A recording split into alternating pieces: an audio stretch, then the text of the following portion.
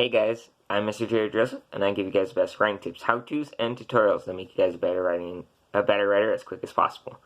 So, in today's video, I'm not going to give you any, data, I'm not going to pull any notes, I'm not going to look this up. This is all true, heart truth. This is just the truth. This video will probably be a lot shorter than other videos that I've created in the past. So, let's get right into it. Peer pressure is universal. You could be as young as in elementary or as old as working a job. You find it everywhere in all walks of life. You get pressured by someone you know in some kind of way. There's no escaping it, there's no trying to deny it, there's just no way to get away from it. Peer pressure will always be there. But depending on how you handle it, you could move away from peer pressure, or you could accept peer pressure and give in to it. You could accept that someone's trying to make you do something and then do it, or you could accept it and deny it and not do it. So that's where it gets tough.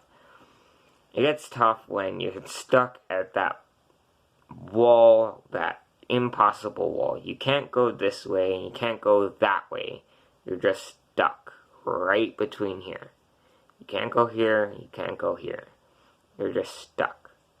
So what can you do at this point? Well, there's a few things you can do. You could, if you're really young, you can talk to an adult, you can talk to your friends, be like, hey, this person's trying to get me to do this, and I don't want to. What should I do?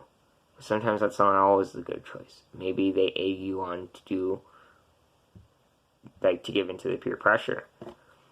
In that case, then you go to someone else. You never stop at just one opinion, and that goes through everything in life. If you get one person's opinion, that's only one opinion. That's only one. You want, say, 10, even 100. You want a lot of opinions. You can't just go, say you're writing. And writing, I can tie that all into everything. Say you're writing. You write your first book, and you look it over yourself, and then you're like, okay, I'm done. No. You have to look at it yourself. And then you have to send copies to at least, I'd say, probably 10 people. Whenever I write something, say I'm writing like an essay for school, I look through it, I have my mom look at it, I have my grandma look at it, I have my aunt look at it, I look at it again, I have teachers look at it. It gets looked at, it gets changed all kinds of different ways. So, when you're doing something like writing, you look back at it over and over again. If you're writing a book, you look back at it over and over again. You look at it, you have other people look at it, you have editors look at it, you have copywriters look at it, you have tons of people look at it. And that's just how it is. You just can't start and then finish. No. Every story starts, and then there's something, and then there's something, and then there's the end. No story goes beginning, end. There's always little tiny pieces that lead up to the end. You can't just start and end. Unless most things, like in geometry, even though I hate math, a line is a set of infinite points going in either direction. So, say we draw this line, it's still this line, but it also is this line, it's also this line, it's even this line. Here. When you're writing, that's what you're doing. But the potential is infinite. A story is infinite. But you need to get a fixed point. Maybe you don't want this. Maybe you want this. Or even this. But you don't want it ever expanding. No story should last forever. If you're just writing a story forever and ever and ever, and it's an infinite thing, no one's going to want to read it because it's infinite. It's that literally forever. until you probably die. And even then, maybe someone decides, you know what, let's continue it. No. You can't have an infinite story. Eventually, you have to hit the end. Maybe you can start the next book, and then that will also go to the end. But this thing shouldn't last forever. Anyway, back to what we were talking about, peer pressure. Say you're, because this happens a lot in middle school and high school. Say you have these friends, and these friends are like really, really hardcore smokers. They like to smoke weed, they like to vape, all that. And they say, hey, come join us. You have to think, do I want to do that, or do I not want to do that? Will I look cool, or I look uncool? Sometimes it's better if you just look uncool. Sure, being cool is nice, that's great.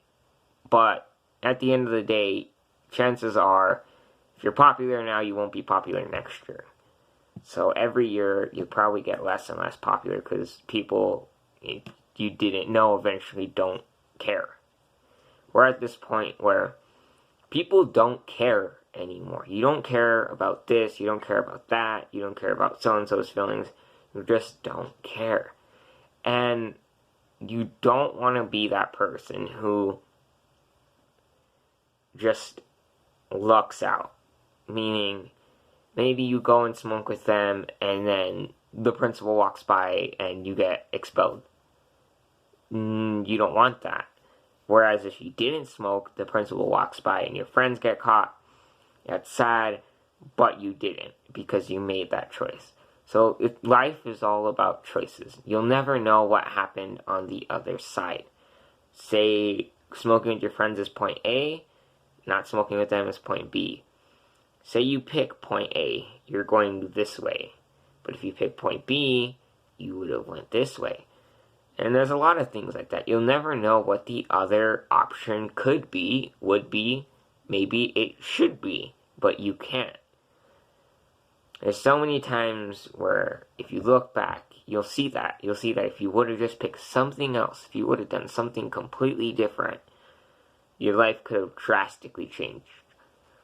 Maybe you usually walk your dog every morning, and you didn't walk your dog, and then you find out that there was an accident where you would have been. That's something. Maybe you were supposed to get on your plane, and you didn't because, say, you had to go to a meeting, or someone in your family got sick, and then the plane crashed. There's little things that have big ripple effects. Everything you do is a ripple. Think of water. When you touch water, it ripples. You have that ripple effect. And you have that effect on other people. Maybe someone's having a bad day, and you help them out. That's a ripple effect. You see, as you've helped them, their life changed, you have a ripple effect. Or say, you're being really depressed, and someone helps you. You have that ripple effect again. So everything you do has a consequence, an action, and a reaction. You have your consequence, something's going to happen, whether it's good or bad. Consequences aren't always bad, they can be good, but something's going to happen. Then you have your action. In your action, you start feeling the things changing, but you're not sure. And then you have your reaction. You look back at your consequence, you look back at your action, and you get your reaction. How you feel overall. Say you're starting out here. You're depressed, you're lonely, and then you get your consequence. Say, since you're depressed and lonely, we'll use a bad one and then a good one. Say you're really lonely and depressed, and so your consequence is you start getting on drugs. Then you have your action. Someone interferes and tells you to stop, and eventually you stop. And then you hit your reaction. You look back at where you started, depressed and lonely. Then you look at your consequence. You start doing drugs. Then you look at your action. someone interfered. Then you look at your reaction and look back. Like I said, you look back and see how much you've grown. But let's do a good one. Say you help someone out. There. The consequence, they have a better life. You did that. You helped someone have a better life.